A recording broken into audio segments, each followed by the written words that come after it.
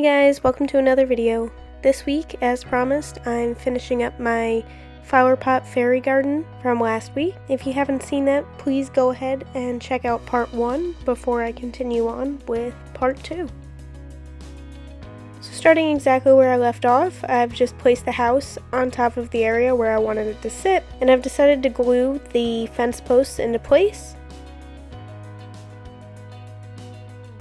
Then I'm taking this very thin jewelry wire and wrapping it around each fence post to complete the look of the fence. Now using some foam sheets, I'm just going to cut off some small green strips to be leaves and use my hole punch to punch out some flowers. Just hot gluing those along with a little bit of wire to make some flowers to sit at the edge of my pond. For the most part, I'm just trying to cover up the seam of the felt that I left uncovered by the glitter glue that I used when I filled the pond. I'm also adding a couple of rocks and some leftover sticks. And then I'm using my Satin varnish to cover all the sticks and seal them. I made sure to coat both the inside and the outside of the house I put together. And moving on, I decided to make some decorations out of some oven baked polymer clay. So right now I'm making the roof to the house.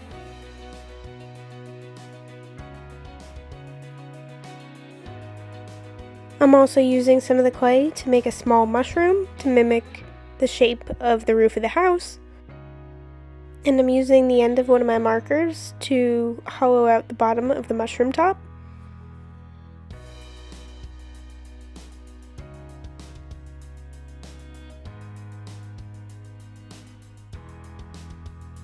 I'm also putting together a bunny. And I'm not going super detailed on these pieces. I'm trying to keep them simple since they'll be small.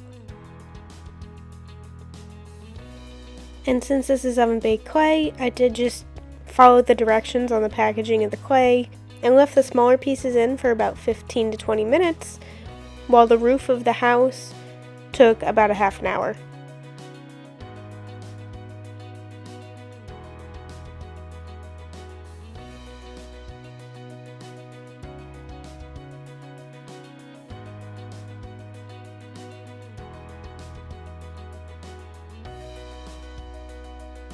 And putting the finishing touches on the bunny, using some of the jewelry wire from before to be whiskers.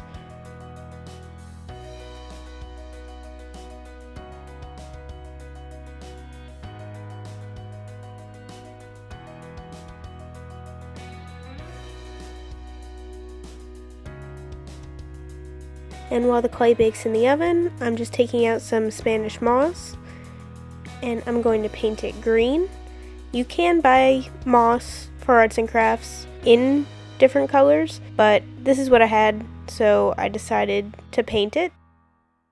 And while that dries, I'm just adding a couple more foam flowers to the outside of the flower pot to match the ones that I put on top. Now I'm getting my super easy cutter back out, and I'm going to cut some popsicle sticks to make a door. And I'm just using a hole punch to cut out a piece of foam to be the doorknob. I'm also going to cut a few smaller pieces and put them together to be a mailbox. And for this I'm just using more hot glue.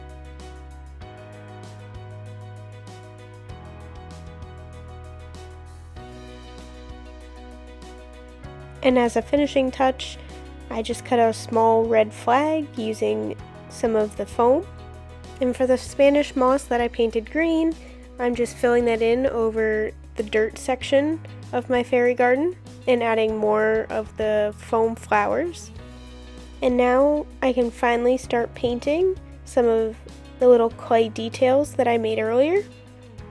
So for the mushroom, I'm just painting the top red with white polka dots.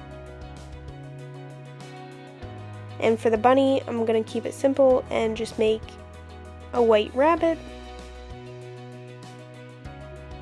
And for the roof of the house, I'm going with a mushroom top for that as well, that is red with white polka dots. The red took at least a couple of coats in order to cover, and definitely was the hardest color to work with while painting. Once everything was painted and dried, it was time to hot glue everything together. So just the last finishing touches to this fairy garden, and that'll pretty much wrap up this video.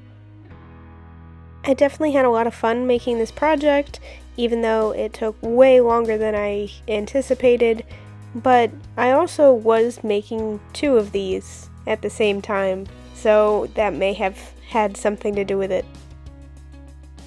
Anyway, I hope you liked the video, and I'll see you next week.